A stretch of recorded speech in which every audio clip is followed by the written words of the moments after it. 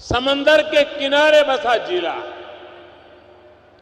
गुजरात के पास देश की सबसे लंबी कोस्टलाइन है, लेकिन आजादी के बाद कई दशकों में तटीय विकास पर उतना ध्यान नहीं दिए जाने की वजह से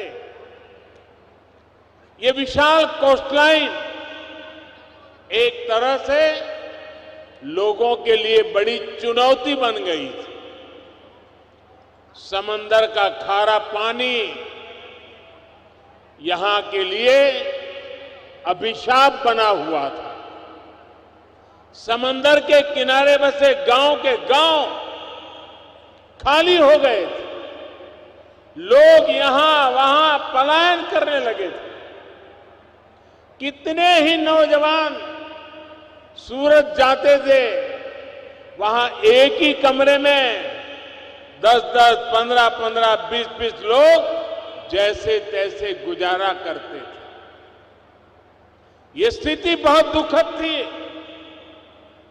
साथियों, बीते 2 दशकों में गुजरात की कोस्टलाइन को भारत की समृद्धि का द्वार बनाने के लिए हमने ईमानदारी से प्रयास किया।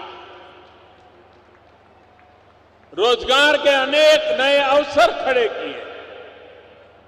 गुजरात में हमने अनेकों पोर्ट्स विकसित किए, बहुत से पोर्ट्स का आधुनिकीकरण कराया। गुजरात में आज 3 बड़े एलएनजी टर्मिनल है, पेट्रोकेमिकल हब्स है, और देश में गुजरात पहला राज्य था जहां पहला एलएनजी टर्मिनल बना था।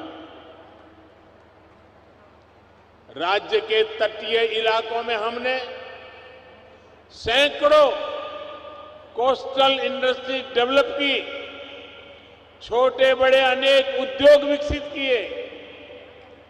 उद्योगों की ऊर्जा की मांग को पूरा करने के लिए हमने कोल टर्मिनल्स का नेटवर्क भी तैयार किया है। आज गुजरात के तटीय इलाकों में अनेक पावर प्लांट्स जो केवल गुजरात ही नहीं, पूरे देश को ऊर्जा देते हैं। हमारे मछुआरे भाई बहनों की मदद के लिए हमने फिशिंग हार्बर्स बनवाए, फिश लैंडिंग सेंटर्स और फिश प्रोसेसिंग को भी बढ़ावा दिया। फिशिंग हार्बर का जो मजबूत नेटवर्क हमने तैयार किया है, उसका भी निरंतर विस्तार किया जा रहा है, उसका आधुनिकीकरण किया जा रहा है। गुजरात के तटीय क्षेत्र में मैंग्रोव के जंगलों का विकास करके हमने कोस्टल इकोसिस्टम को और सुरक्षित बनाया है और मजबूत बनाया है। और उस समय भारत सरकार में जो मंत्री हुआ करते थे, उन्होंने एक बार कहा था कि हिंदुस्तान के तटीय राज्यों को गुजरात से मैंग्रोव का विकास कैसे हो सकता है, ये सीखना चाहिए। ये काम आप सबके सहयोग से गुजरात में हुआ है। हमने एक्वाकल्चर को भी निरंतर बढ़ावा दिया। गुजरात देश के उन अग्रणी राज्यों में है जहां सीवीड की खेती को लेकर बड़े प्रयास हुए हैं।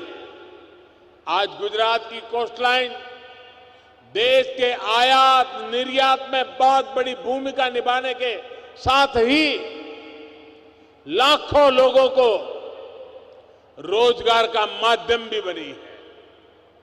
आज गुजरात की कोस्टलाइन रिन्यूएबल एनर्जी और हाइड्रोजन इकोसिस्टम उसका पर्याय बनकर के उभर रही है। हमने सौराष्ट्र को भी ऊर्जा का एक महत्वपूर्ण केंद्र बनाने का प्रयास किया। गुजरात और देश की ऊर्जा, उसकी जो जरूरतें हैं, उसके लिए जो कुछ भी चाहिए, आज ये क्षेत्र उसका बड़ा हब बन रहा है। अब तो सौर ऊर्जा के भी अनेक प्रोजेक्ट्स इस क्षेत्र में लग रहे हैं। पालीताना में आज जिस सोलर पावर प्रोजेक्ट का उद्घाटन हुआ है, उससे क्षेत्र के अनेक परिवारों को सस्ती और पर्याप्त बिजली मिल पाएगी। एक समय था, जो आज 20-22 साल के होंगे ना, उनको तो इन बातों का पता भी नहीं होगा। यही हमारे गुजरात में एक समय था जब शाम को खाना खाने के समय अगर बिजली आ गई तो खुशी का दिन होता था। और मुझे याद है, मैं मुख्यमंत्री बना, पहले दिन से लोग कहते थे कि कम से कम शाम को खाना खाते समय बिजली मिले, ऐसा तो करो। वो सारे दुख वाले दिन चले गए दोस्तों। आज यहां पर्याप्त बिजली के कारण बिजनेस के नए अवसर यहां बन रहे हैं, उद्योग धंधे फल फूल रहे हैं।